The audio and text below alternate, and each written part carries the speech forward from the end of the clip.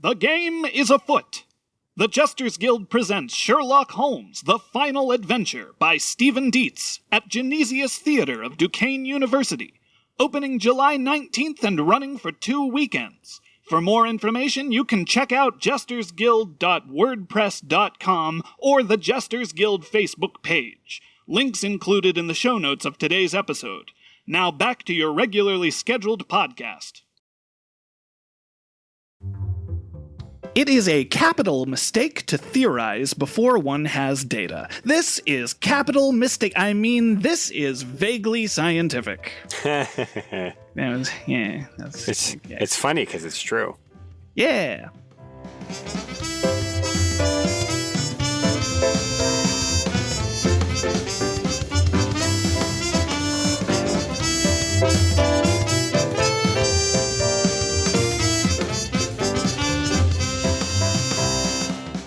There are always some lunatics about.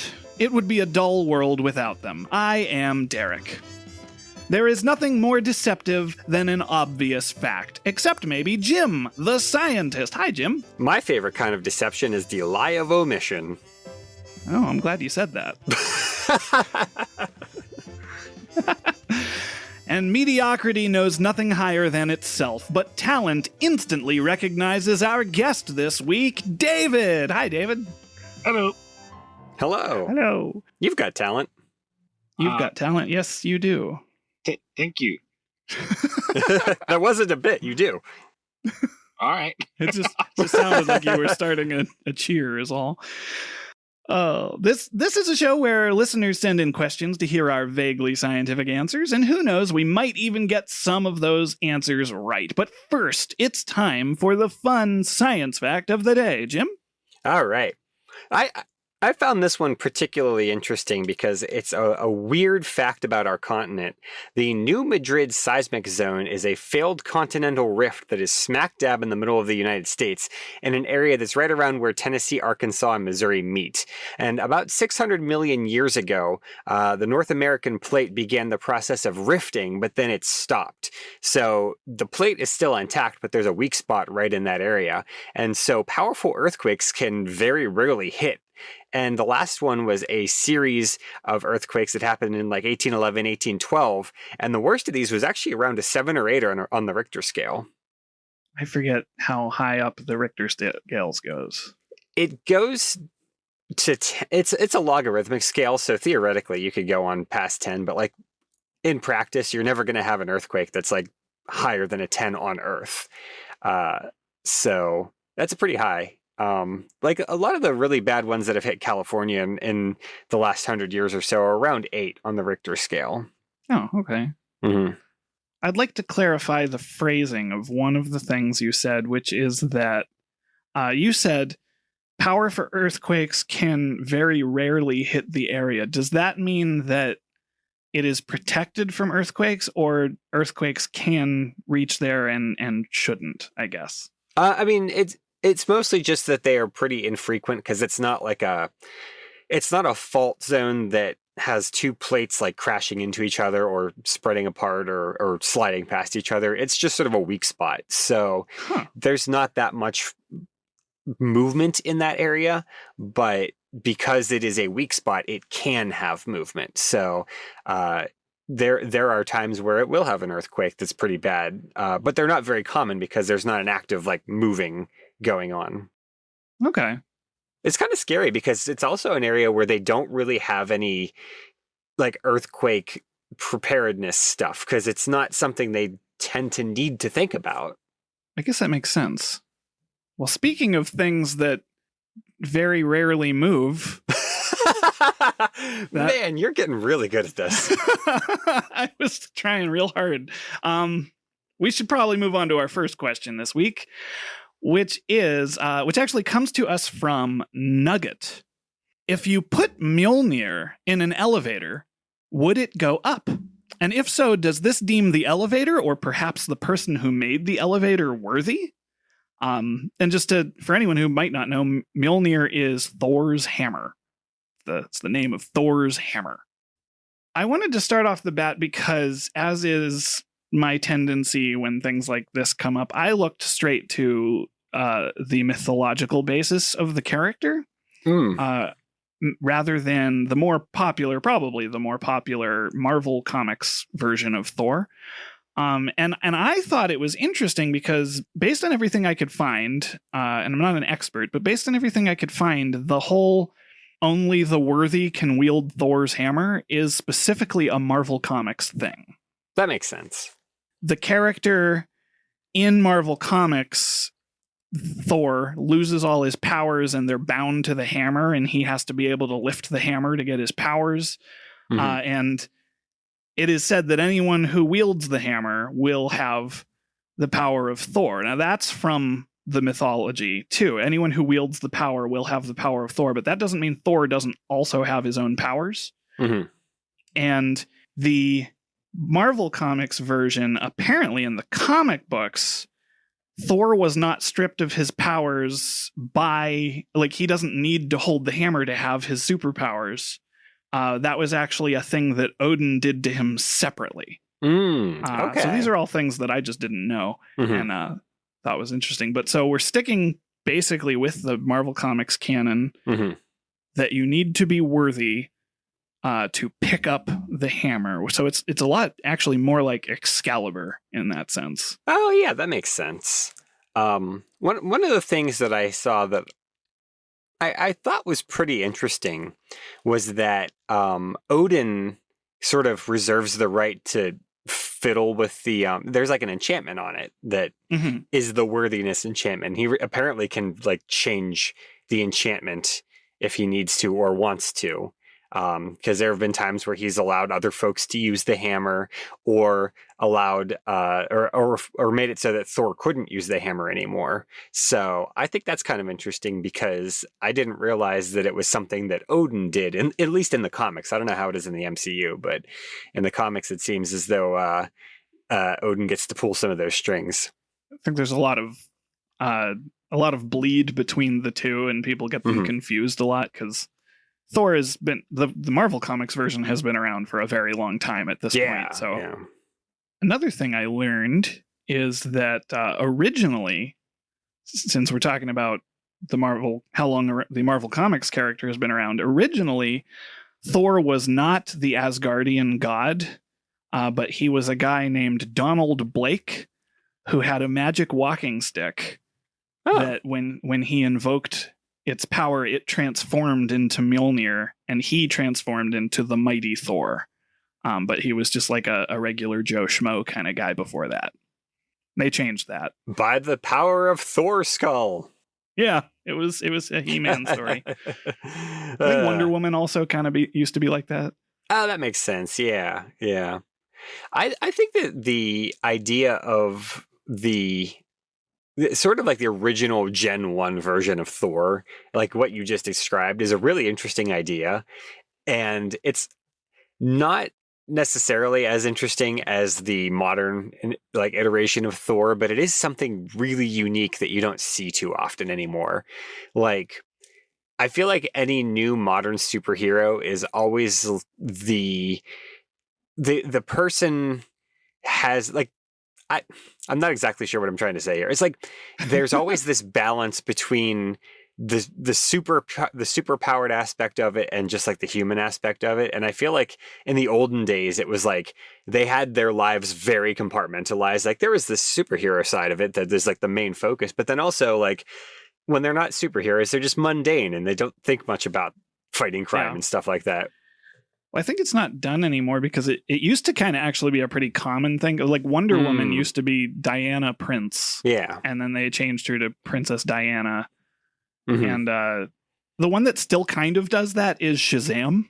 Oh, interesting. It still is like a kid that turns into the mighty Shazam or originally Captain Marvel. Yeah. Speaking of Captain Marvel, the one I was actually thinking about is Ms. Marvel, which... I really enjoyed the little bit of Ms. Marvel that I read because I read the like first arc in trade paperbacks, but it is very much like a story about like the superhero and then when she's just like doing normal human stuff, the superhero stuff bleeds into it pretty often, which is fine. It was really good, actually. I liked the first bit of Ms. Marvel that I've read, but it's not the same where it's like, oh yeah, I'm just going to the supermarket and doing mundane human stuff now. Which Thor wouldn't have to go to the supermarket. He's got a hammer. Well, not anymore. So you'd have to go to the hardware store. That's true. Yeah, That's good where they point. saw. Hey, that's another interesting random tidbit. In the original mythology, the hammer is specifically described as looking more like a mallet than a war hammer. Oh, interesting. And there's a whole story about how it was created, and it is meant to be a tool rather than a weapon, but it is Thor's weapon. So I think that's kind of interesting. That is interesting, yeah. Huh. So Thor regularly misuses his mallet. Yeah, he's hitting people with just like stuff from his hardware shop. If he built a roof out of his hammer, would that roof be extremely worthy? I don't really know. I was reading that the symbol of the hammer was used to bless weddings. Huh. Because it gives them like a strong foundation, and that's the metaphorical thing there. So you'd think it's just a really good hammer, like things that are built with this hammer. Yeah, yeah. I really like, this is, we're getting pretty far into the weeds, but It's okay. there is a comic that I see that somebody drew that makes the rounds every so often, where Thor lands on Mr. Rogers' roof. And I don't know if you've ever seen this comic, but it is extremely adorable because Thor's up there and Mr. Rogers climbs up on the roof, and Mr. Rogers is like, oh, this is a really nice hammer. Can I take a look at it? And Thor was like, you may try, Sir Fred, or Sir something of Rogers. I don't remember what he says. But he's like, you may try, but some people find it immovable. And then he like laughs. I don't know. He says like some Thor stuff. And then Mr. Rogers just like lifts it real easy. And then he like imparts some actual like really good wisdom where it's like, oh yeah, you know, some people find things very difficult and other people find those same things maybe very easy. And everyone's, I don't know, it's an adorable comic, and I really don't think love I have seen that, but that went exactly how I think it should have gone. Yeah, every time I see that comic, I will like read it through. It's only like 15 panels, but like I will read it through till the end because it is so charming and adorable. And I don't know, I feel like it's like one of those things that teaches something if you think about it. And I mean, you don't have to think about it, like the lesson is overt, but I don't know, I think it's very cute. I see a lot of Thor's hammers pendants at like Ren fairs and stuff. Well, yeah, that makes sense. They all look like they got a little face on it. That's interesting. Is it like a Norse runic kind of design that you're thinking of? Kind of looks that way, I guess. Yeah. Scandinavian. I suppose let's try to answer this question. I want to say that elevators can't be worthy, but also those doggone elevators, they're all terrible. But I also wanted to kind of point out the idea that who is worthy to lift the hammer is kind of nebulous, because just looking at a cursory list of characters in Marvel Comics who have lifted the hammer, a lot of them are just like Thor sidekicks. But then Captain America pretty famously, and Mr. Rogers, I would argue, should be able to list it. But then Red Hulk, who I don't know a lot about Red Hulk, but like I get that he's like kind of heroic, but he's also kind of an anti-hero, and that brings me to apparently Venom. Venom can lift Thor's hammer, and Venom kills people, like, and eats them. So I feel like in that order, doesn't Thor kill people? I don't know. I that's another thing about like superheroes who kill people are like, it depends who's writing the story, I suppose, because there are a lot of. I'm pretty sure he kills people in like Norse mythology. Well, yeah, in Norse mythology, he's he kills giants mostly, but yeah, giants are people too. I think it's interesting because, like I was saying earlier, like Odin can just sort of arbitrarily decide who is affected by this that's true worthiness enchantment. So do you know why Venom is able to lift it, or is it just one of those things? Venom can lift it because the cover art of Venom holding Mjolnir is going to sell comics. Yeah. Okay, so apparently Eddie Brock died, and he was resurrected with some kind of cosmic force. It says here the powers of Captain Universe, who I don't know who that is, and I don't like it. He's the captain of the whole universe. So he has the power cosmic, basically, which is the Yes. Silver Surfer thing. Oh, okay, yeah. And because the Silver Surfer can use the power cosmic to lift Thor, so it has nothing to do with him being worthy. He's just powerful enough to pick it up, which is silly. That was actually something that, not quite in that same vein, but something I thought was really interesting is that, according to the Marvel Wiki, it has a tidbit of information that I think makes this a little bit more complicated in a way, in that apparently in zero gravity, anyone can move the hammer. Like, it's not fixed in space. Okay. Like, if you were in the International Space Station, you could push the hammer like it was a normal hammer. But very importantly, if you grab it, you will not get any kind of powers. Because you have to be worthy to wield it. Yes. That's the specific wording. So, well, that answers that right there. That, like, the hammer can sit on the second story of a building. Yeah. You know, so it can sit in an elevator, and the elevator is going to move, but the elevator is not wielding the hammer as a weapon. Well, what does wield mean? Oh, that's a great question. I feel like that should be an easy one to answer, but none of us were able to be I was about to just give you a synonym and then immediately stop myself because I was like, that doesn't give any information. I was about to be like brandishing. Oh, wait, that's not helpful. Like, if I had to throw out just like a random definition, I'd be like, oh, it's the using it with intent. Like, I think that's probably fair. Yeah, but couldn't you also say that you're like holding a weapon is wielding a weapon? Yeah. Yeah. Which I think also is why like folks can't just pick up Mjolnir. Yeah, but an elevator is picking up Mjolnir. It's holding it and it's moving it upward away from Earth's gravity. Well, I wonder if there is like, because Mjolnir. So here's another thing about Mjolnir in the Marvel universe specifically. Mjolnir is a sentient being.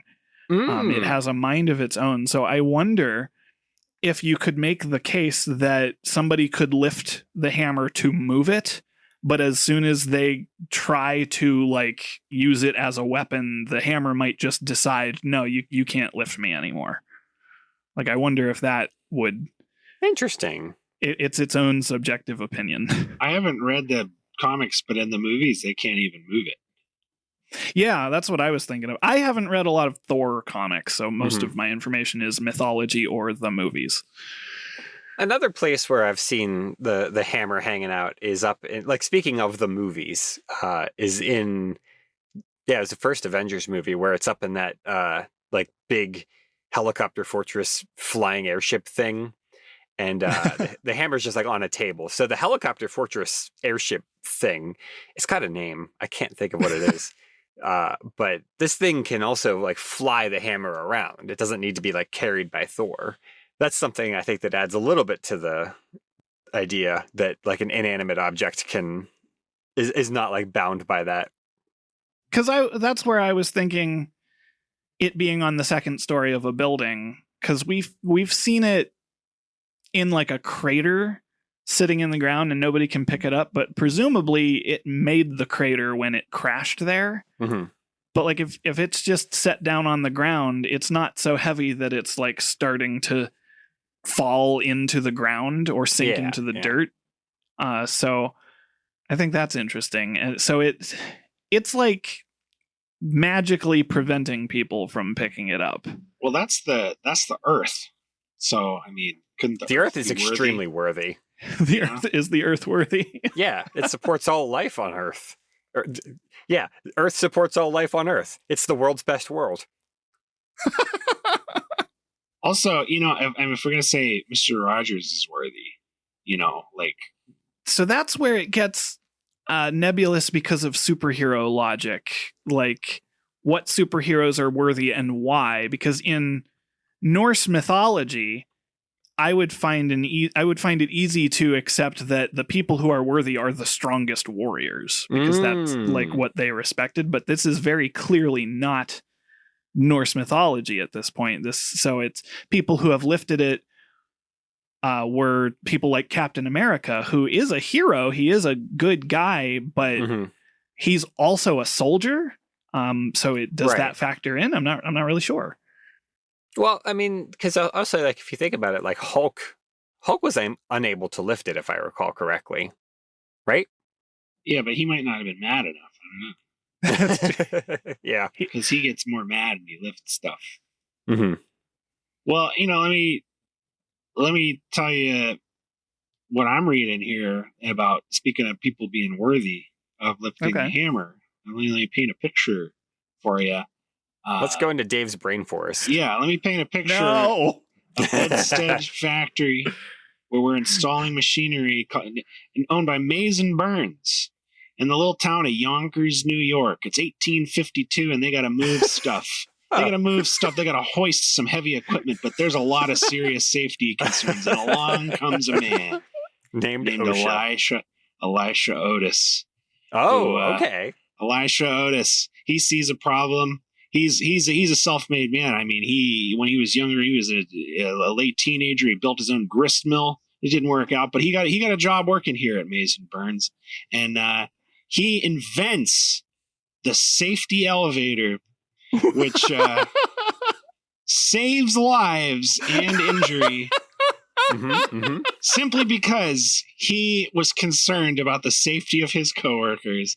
Now, why are we saying this man is not worthy to lift Thor's hammer? I don't think anyone was saying that Elijah Otis was not worthy. I think he's quite worthy. I had to Google the name Elijah Otis, and just as you said that is when I read he invented the safety elevator, and I'm looking at a picture of him. This is just all falling into place now. He looks a little bit like a Norse deity. Now I gotta Google his face. That man could be Thor. He's like a brunette Thor. Wow. He's like a brunette. Right? That guy is like a Martin Van Buren looking man. He can have a better haircut, but other than that, he's pretty. I don't know. And it's his invention. I think anyone who goes out of their way to save a lot of lives is definitely worthy. Yeah, and sure, I mean, was he? He built a company out of it. So he's making some money too. But I don't think anybody is gonna insinuate that Thor doesn't also have some perks to his job. I mean, he's saving lives, but also he gets to be Thor. Right? He's the son of the king of the gods. Mm-hmm. The thing that I think is interesting is that, to me, I don't feel like Thor is any nicer to people than a lot of other folks. What makes Thor so special relative to Spider-Man? Spider-Man's out there saving lives, and he doesn't have lightning. He just shoots a web, and he has to hope for the best. He might miss. Well, Spidey's not going to miss.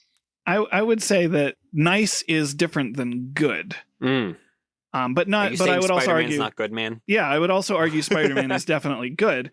But Spider-Man is often depicted as having a lot of personal insecurity. He's not super confident in his ability, and I think Captain America is.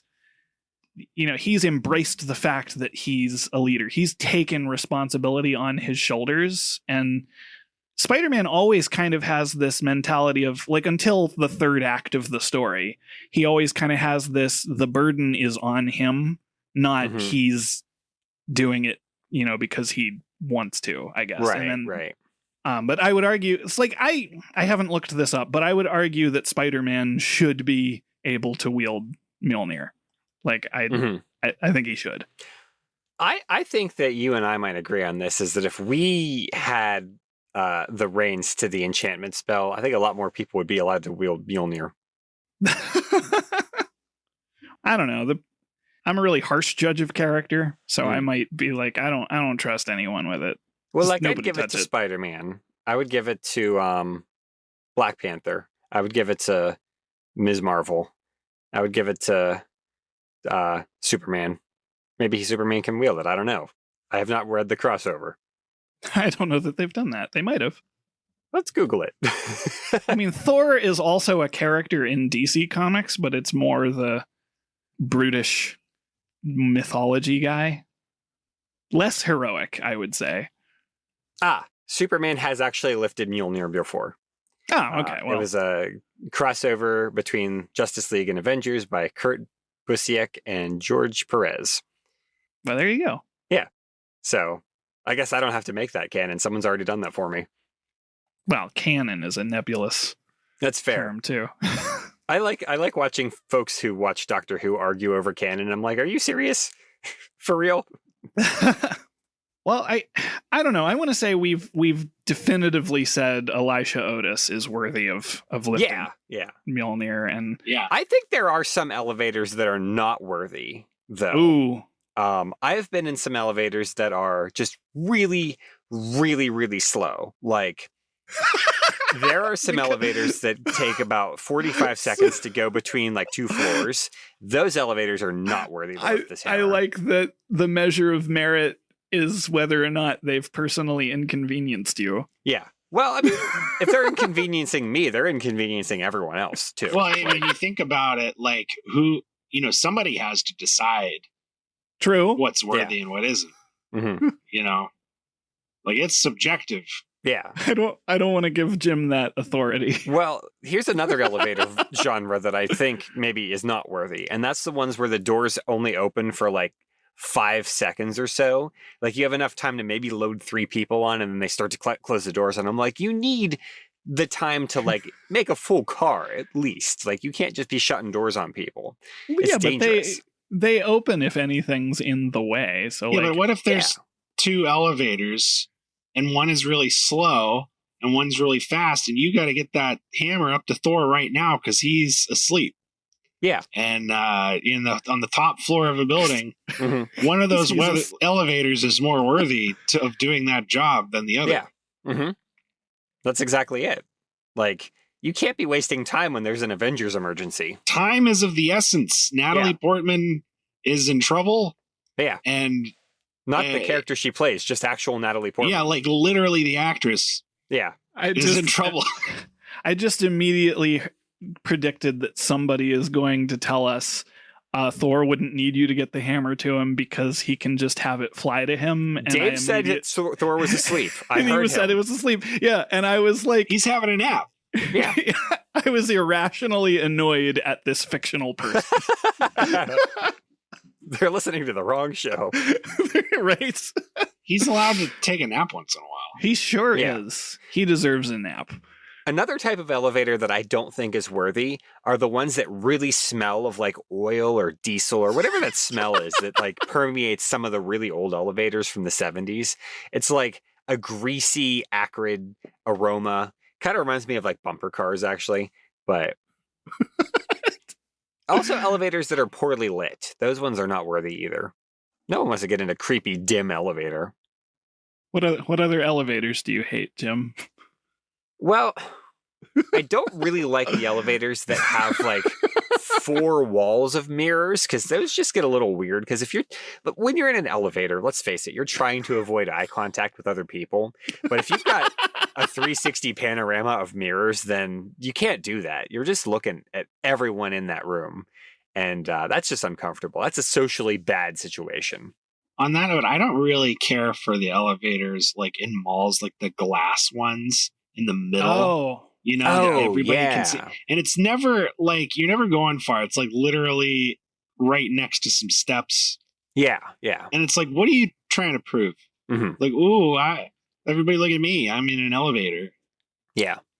With Thor's Alternatively, the ones that go up really high that are glass, those are cool. Those are like extremely a sky worthy. Look kind of thing. Yeah. So in Niagara Falls, they have that revolving restaurant. It's called the Skyline Tower. And those elevators, they're not glass, but they have like a big panorama window that you can see. And you get to like see the falls as you're going up. And those are worthy. You could put Thor's hammer in that one. There are, I don't know where they are because I've never been in one, but I've seen them in movies and television where there are like elevators that are on the exterior of a building, and you can like look out at the road as the elevator's going up. And I always thought that was kind of cool. Yeah, that's how the Skylon Tower one is. Okay. Yeah. I don't know that we have a lot of time, but that's okay because this is just a dumb joke. I feel like we'd be remiss if we don't bring up Mitch Hedberg's point about escalators, that escalators can't break. They can only become stairs. Mm-hmm, mm-hmm. So I think they're worthy. Yeah, escalators are always worthy. They might not get the hammer there, but they are worthy. They might not get the hammer there. Yeah, because if they're just stairs. You know who coined the term escalator? No, I do not. Was a worker at Otis Elevator Company. What? Whoa. Founded by Elisha Graves Otis. Look at that. That's a good point to end on, I think, there. Does anybody have anything they want to say about this one before we move on? I think we answered it. Well, listeners, do you think you're worthy to wield Mjolnir, and why? We're taking applications formally. But in the meantime, I'd like to introduce a new segment to the show. All right. Theme song pending, I suppose. Oh, no, it's there now. Like it's. Oh, it's there. Yeah, I put it in there while you were talking. Oh, okay. I regularly decide to choose a new favorite animal, like in my real life all the time. And I have taken to choosing a different animal every month to proclaim my favorite. This is sometimes just an animal I thought of the day I proclaimed it, but very often it is an animal I recently discovered or learned something interesting about or heard someone else say they didn't like. Now, this show is bi-weekly, so I don't intend to stick to the strict once-a-month schedule for this. However, I thought it might be fun to introduce our listeners to some of the interesting things I've come across from time to time. So here is our first installment of One of My Favorite Animals. An alternate title for this segment is An Animal That Possibly, but Not Necessarily, Exists. Sometimes they're fictional creatures. And fair. There are some really great fictional animals. Yeah. So we are recording this episode on May 1st of 2024. And because of that, I have elected to highlight my favorite animal for the month of May, the mayfly. Mayflies are also called shadflies, fishflies, Canadian soldiers, and upwinged flies in various parts of North America and the United Kingdom. They are aquatic insects, which means they live a portion of their life in water. They belong to the order Ephemeroptera, which are the only insects to have 2 flying stages in their life cycle. And often, all the individuals in a population mature at once in the spring or autumn, not necessarily in May. This event is called a hatch.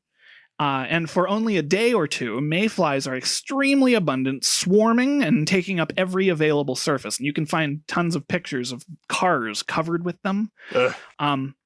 They're all over the place. And they live in water for up to a year as nymphs, but upon reaching adulthood, rather famously only live long enough to find a mate and reproduce, which means only a day on average. So that means that millions of mayflies will be my favorite animal for their entire adult life. And I think that is nice.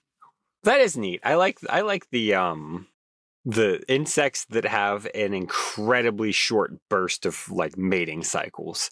It is interesting in a way that I can't explain. I was particularly interested because you always hear they only live for a day, but they do actually live a lot longer as nymphs. So that's, they're still around. Yeah.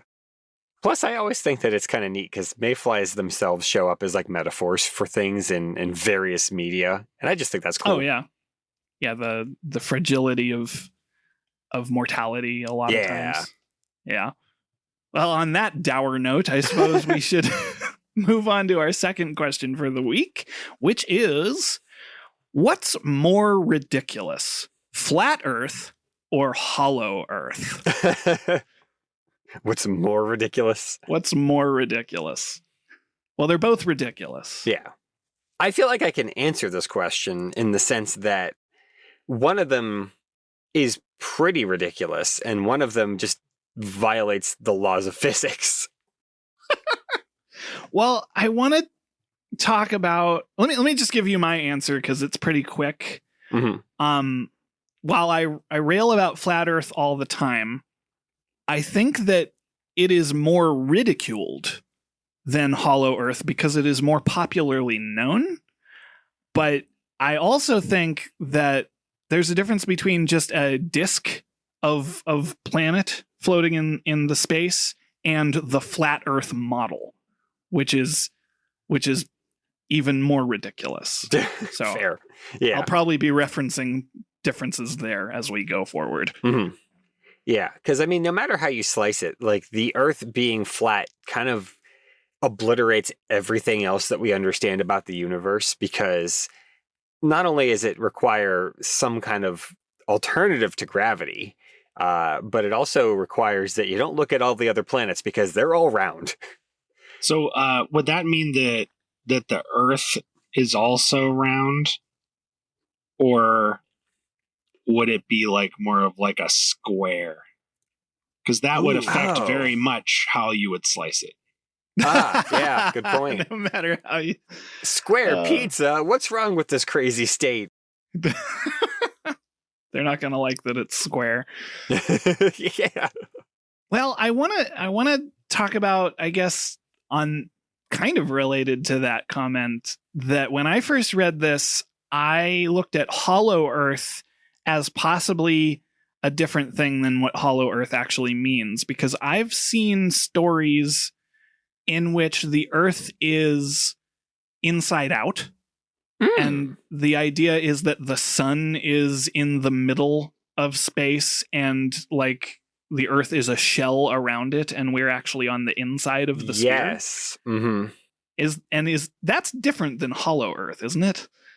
How would you get like nighttime then? Right? Well, Oh, yeah. I mean, well, that in that situation, like much like the flat Earth model, and so this kind of ties into Jim saying, look at other planets. On the flat Earth model, they just say that there aren't other planets. They don't believe what we know about space is accurate.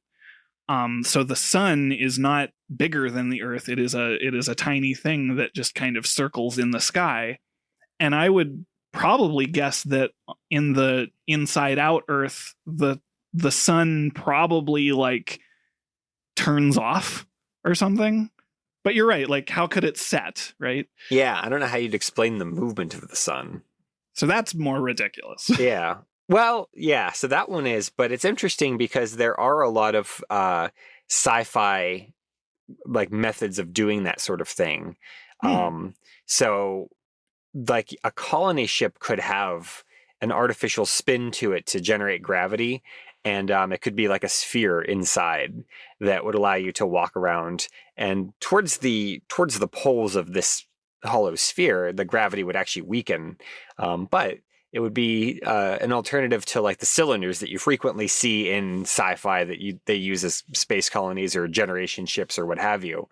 There was also, I forget what book it was, but it was a Star Wars book where there was an artificial world in the Corellia system that had like a sun globe in the middle of this. I think that one was actually a cylinder, but it's the same idea where you have like a sun inside of something larger.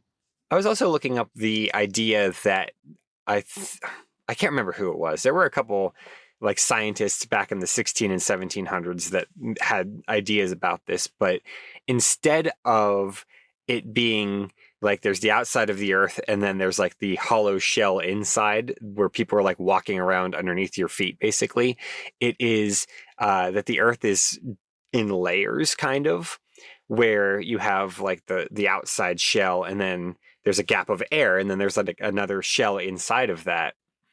And their idea was that maybe the air itself was actually luminous, because we didn't really understand a lot about like the sun and space and things like that back in those days. So they thought maybe that the air itself was giving the glow. And so you have multiple layers like an onion where you go deeper and deeper, and there could be like a shell of air and then a shell of ground and then another shell of air and another shell of ground, down and down and down. And while that doesn't fit with our current model of how the Earth works, because we've used earthquakes to basically do ultrasound measurements of what's inside of our planet, it's not the most far-fetched thing. Like you could theoretically have an artificial world where it's done up. And in fact, I think this is kind of how the Death Star works, where there's like concentric ring. They're not like hollow, but like, it's flick floors of a building where you go up and down from the center. You also have maybe there could be planets where there is extensive cave systems inside of it that you could traverse that are almost in a similar way. Of course, the air doesn't glow. The air is not what gives us our light, but you could have a hollow planet that you could go deeper and deeper into, especially a small one where the core has gone out. That's interesting. I was thinking of, and I don't remember this very well, but I remember when I was reading about Hollow Earth stories, the Journey to the Center of the Earth kept coming up, the Jules Verne book. Oh, yeah. And I don't remember specifically if it claims that the Earth is hollow, but it does claim that there is a deeper level in the Earth where there are like prehistoric animals still alive. And like, isn't that how Land of the Lost works? Is that inside the Earth? I don't know a lot about Land of the Lost. Yeah, I guess I don't either. But I feel like you're right, but I mean, we can look that up at some point. Every time I try to find people who actually suggested that the Earth was hollow, there was one kind of famous guy, but the Wired article I was trying to read kept wanting me to pay, so I stopped. But I kept coming across stories of the hollow moon, which I guess were more prominent. Oh, okay. So people didn't necessarily think the Earth was hollow. Like we're talking about like 1700s, 1800s, I think. They didn't necessarily think the Earth was hollow, but there were a lot of people who thought that the moon was hollow. Interesting. I don't know. Maybe that would be less ridiculous, but no. What we okay. Moon's just a big factory where they make all those birds. That's true. Yeah, and killer robots. Killer robot. Well, you be quiet about that. Legally, you can't prove that, but they. Yeah. The moon is just a facade. There's a bunch of scaffolding behind it. Yeah. I think that there's an idea that one of Mars's moons might not be like all the way solid throughout. I can't remember which one it is. And it's not like, it's hollow. It's a artificial construct or anything. But it's like there might be some very extensive cave systems in there. And because Mars's moons are like 14 and 8 miles across, then that's not like really all that far-fetched at all. Like, I feel like a human could, not one human, but like, I feel like people could go to an asteroid and just hollow it out. And it wouldn't be all that much of a difficult, like, because strip mining is a thing, and you could do that to an asteroid, I would think. Well, the biggest issue we're talking about such massive things, the first thing that jumps out to me of the moon being hollow, why that's ridiculous, is just it would collapse on itself. But if we were to engineer that with strip mining, you would be factoring in leaving like structural supports and stuff. Yeah. So, yeah, I think that would be possible. I don't think we could do that to the Earth. No. Especially since the Earth is extremely hot and dense the further down you go. Yeah. Whereas like something like an asteroid is just basically a mountain in space. It's not going to be hot inside. It's not going to be tremendously dense. Like it'll be denser than not. But I mean, if you find an asteroid that's about a mile across, that's going to be pretty easy to take apart piece by piece. So with a hollow Earth, elevators could go a lot lower. That's true. With a flat Earth, the Earth is the elevator. Ooh. Well, that leads me to wonder, because this is another thing that comes up when we're talking about the Earth being flat versus the flat Earth model, is in the flat Earth model, there is nothing, I believe, further down than 6 miles. And I thought there was a turtle down there. Yeah. That is the Discworld, and that's sort of the difference. Like the Discworld does float in space. It just happens to be a pizza shape. Oh, and elephants. And elephants, so yes. Well, Discworld is a disc shape. It's a disc shape. Yeah. You said pizza. So- Pizza could be so square, as we've covered. People, I run into this a lot. People who understand that the Earth is round will apply too much logic when trying to explain how the Earth couldn't be flat, because they'll say, well, how would the other planets be round, and how would it float in space, and how would gravity work? And you have to kind of remember that you're arguing with people who have not agreed to any of that. So like the Earth is not a disk floating in space. It's just literally the bottom of reality. Mm-hmm. And Camus said that absurdism arises out of the tension between our desire for order, meaning, and happiness, and on the other hand, the indifferent natural universe's refusal to provide that. And thus, absurd being a synonym for ridiculous, I would say that's a pretty strong point for flat Earth being the most ridiculous. Oh, okay. According to Camus. That reminds me of a thing I was reading today that was like, there's this new idea about how gravity works that would completely negate dark matter. And it's not like even a theory. It's not even, there's like no evidence to support this. It's just something that somebody was saying. And it got taken down pretty quickly from a couple of the places that I get my news, because it's like, this isn't a thing. Why post this? But a lot of the people in the comments were like, well, since it's simpler, that means it's probably true. And it's like, no, that's not how any of this works. That's not how it works. Well, that's what I thought that's Occam's broken calculator. It's simpler. It's probably true. It's like 2 plus 2 is 2 2s. Yeah, because 2 definitely plus 2 is 22. Definitely, when we finally cracked the genome, we figured out that DNA was a lot simpler than we thought. Yeah, right. That's why there are no genetic problems anymore. Right. That was sarcasm for the listener. Just making sure. I don't know if I'm good at conveying it sometimes. Albert Camus described sarcasm. Might be Albert Camus, actually.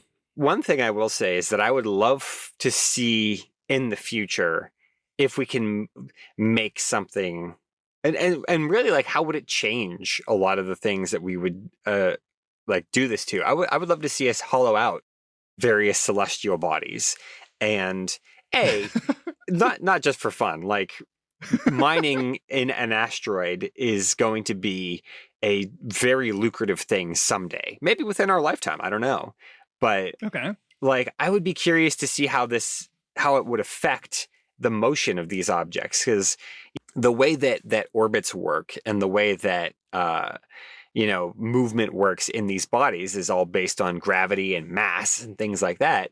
And if you start changing the mass of the object, then it might have quite an effect on it. And with the Earth, we can fling a space probe, we can fling a rocket out into deep space, and it won't really affect the planet at all because the Earth has a tremendous amount of mass. But if you remove like 1/8 of the mass of a small asteroid, what's that going to do to the asteroid? Well, I wondered how much heavy machinery would be required, and because you talked about a mile across. Now, a mile's pretty big, so maybe that's would be fine. But the more interior volume you remove, the less durable it's going to be. So, like, how much could you actually hollow it out before you just can't have the necessary equipment there anymore? Yeah.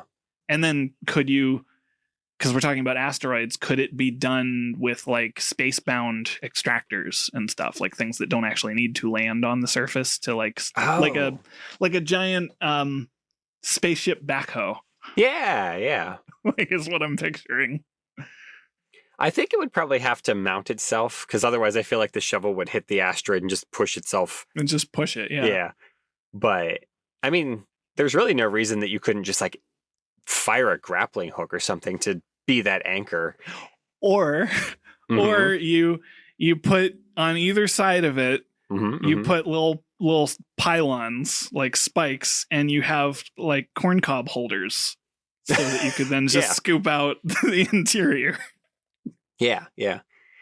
I'll be interested in seeing like how we actually do this. Not because it's going to be like, oh, how do you even get there? Like that's a whole other problem. But like assuming that problem is solved, how do you get to the asteroid belt and like send a person or a robot?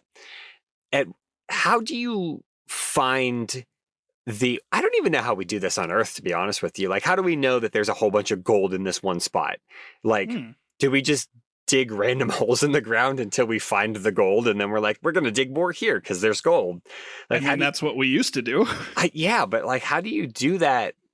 I don't know how you do it on Earth, but to do it in space is a whole other thing. Like now on Earth, I think you can do like a lot of surveying, and there's like ground penetrating radar and stuff like that, but remote sensors that use satellite images and geochemical surveys are just 2 ways that minerals can be located. Oh, interesting. See, I learned something now. That's just Google, and there's more information, but yeah, I'll be interested in seeing how this all unfolds on asteroids. Like that's going to happen someday. There's a ton of lithium out in space, and lithium is one of those things that we're going through very quickly. Not that you can't get more of it, but like it's one of those things that is a trade and like geopolitical hot button issue right now because we are making so many batteries. Let's haul out some asteroids. Haul out some asteroids. Yeah. And if you hollow out the inside of an asteroid and then spin it, it'll have its own artificial gravity. You've got yourself a space colony. Oh, interesting. I mean, you got to put like air and buildings in it. But does that mean that Hollow Earth, even though it's still ridiculous, the fact that we could theoretically do that, does that mean that Hollow Earth is less ridiculous? I think Hollow Earth is less ridiculous, yeah. Okay. But, like, we could make discs in space. Sure. I mean, the James Webb Telescope is kind of a disc in space. Is it?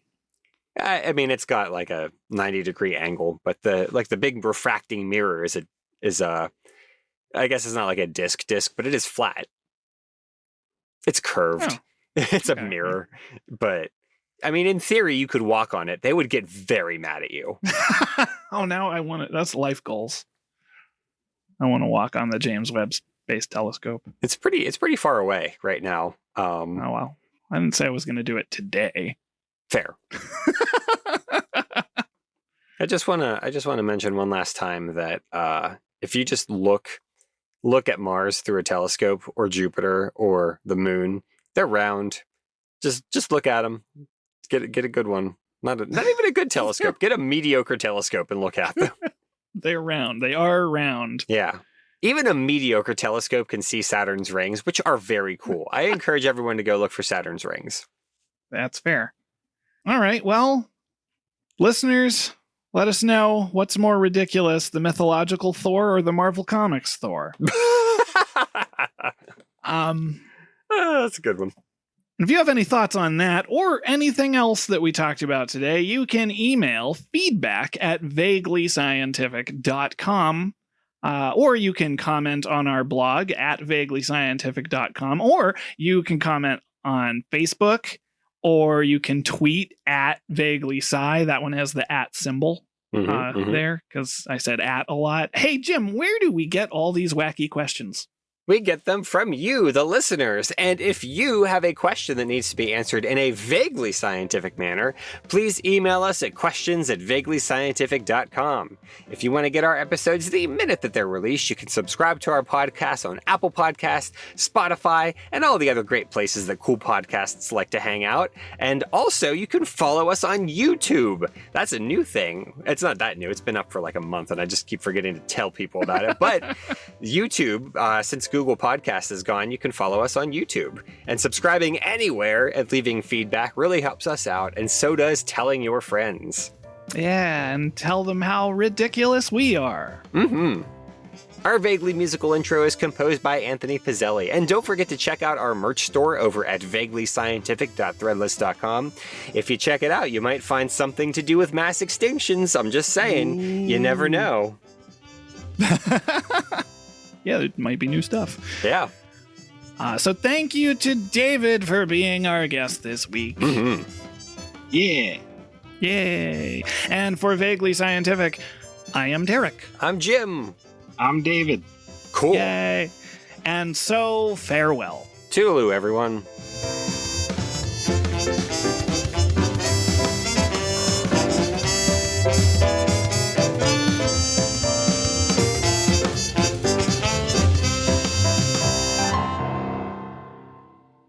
Now, You say Nugget? that's the person. Yeah, who it's sent probably it a in, screen name or something. yeah. Mhm. Oh, because we had a cat named Nugget. We did have a cat Oh. named Nugget when we were little. Different Nugget. Yeah, that makes sense. Yeah, not too many cats can type very well.